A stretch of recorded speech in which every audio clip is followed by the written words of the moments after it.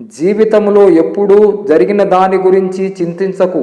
ఎందుకంటే జరిగిన మంచి నీకు ఆనందాన్ని ఇస్తే జరిగిన చెడు నీకు అనుభవాన్ని ఇస్తుంది. జీవితం అంటే సంపద ఉన్నది కాదు. జీవితం అంటే ప్రముఖమైనది కాదు. జీవితం అంటే బాగా చదువుకున్నది కాదు. జీవితం అంటే లోపం లేనిది కాదు. జీవితం అంటే వాస్తవం. జీవితం అంటే వినయపూర్వకమైనది. జీవితం అంటే దయగలది. నీ గమ్యాన్ని నిర్ణయించేది నీ చేతులు. నీ నిర్ణయాలే తప్ప నీ అరచేయి గీతలు కావు. బంధానికి బంధుత్వానికి విలువనిచ్చే మనుషులు ఎప్పుడో చచ్చిపోయారు. ఇప్పుడు అంతా డబ్బు డబ్బు డబ్బు దీనికి విలువ ఇస్తున్నారు. ప్రశ్నించే వ్యక్తిని చంపగలరు, కానీ ప్రశ్నను మాత్రం చంపలేరు. నువ్వు ఎక్కడ చనిపోతావో ఎలా చనిపోతావో నిర్ణయించడం నీ చేతుల్లో లేదు, కానీ నువ్వు ఎలా బ్రతకాలో నిర్ణయించుకోవడం మాత్రం నీ చేతుల్లోనే ఉంది. సమస్యని సమస్యగా చూచినంతకాలం సమస్యగానే కనబడుతుంది. ఆ సమస్యని ఎలాగైనా పరిష్కరించాలి అని అనుకున్నప్పుడు మాత్రమే మన మనసు పరిష్కార దిశగా ఆలోచనలు చేస్తుంది. కొన్నిసార్లు వేల పుస్తకాలు చదివినా రాని స్పష్టత కొందరితో ఒకసారి జరిగే సంభాషణతో వస్తుంది. భూమినంతా బంగారముతో అలికిన, సముద్రాన్ని సంపదతో నింపిన ఆశకు ఆకలి తీరదు. మనం అనుకున్నది జరగకపోతే దురదృష్టవంతులం కాదు, అంతకంటే గొప్పది జరుగుతుందేమో ముందుకెళ్తూనే ఉండాలి. అదే జీవితం.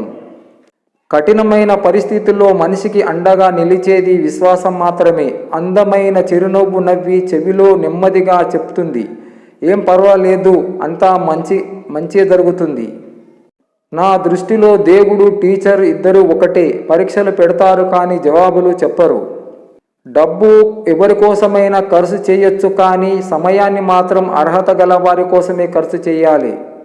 దేవుడా, మళ్ళీ జన్మంటూ ఉంటే నన్ను పుట్టించకు, ఎందుకంటే ఈ జన్మలో అనుభవించిన కష్టాలు చాలు. దగ్గరగా ఉండి అలసైపోవడం కన్నా దూరంగా ఉండి ఒక జ్ఞాపకంగా మిగిలిపోవడం మంచిది.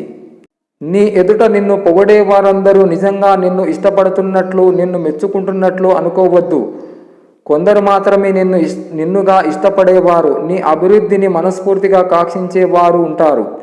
మిగిలిన వారు తమ లాభాల కోసం నిన్ను పొగడటం, నీతో పనులు చేయించుకోవడం అలా చేస్తుంటారు. అటువంటి వారి గురించి కాస్త జాగ్రత్తగా ఉండు.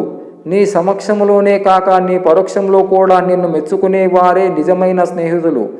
వారే నీ మంచిని కోరేవారు. వారు నీవు మంచి చేసినప్పుడు నిన్ను మెచ్చుకోవడమే కాక నీవు తప్పుదారి పడితే నిన్ను హెచ్చరిస్తారు కూడా. నీవు ఎప్పుడూ ఒక మెట్టు పైన ఉండాలని కోరుకుంటుంటారు. నీ జీవితంలో ఏమి జరిగినా కూడా అటువంటి వారి స్నేహాన్ని కానీ బంధాన్ని కానీ మాత్రం ఎన్నటికీ వదులుకోకు. మంచితనం తీయని పండు లాంటిది. ఎంత తిన్నా రుచిగానే ఉంటుంది. చెడుతనం విషం లాంటిది. కొంచెం తిన్నా మనిషిని నాశనం చేస్తుంది.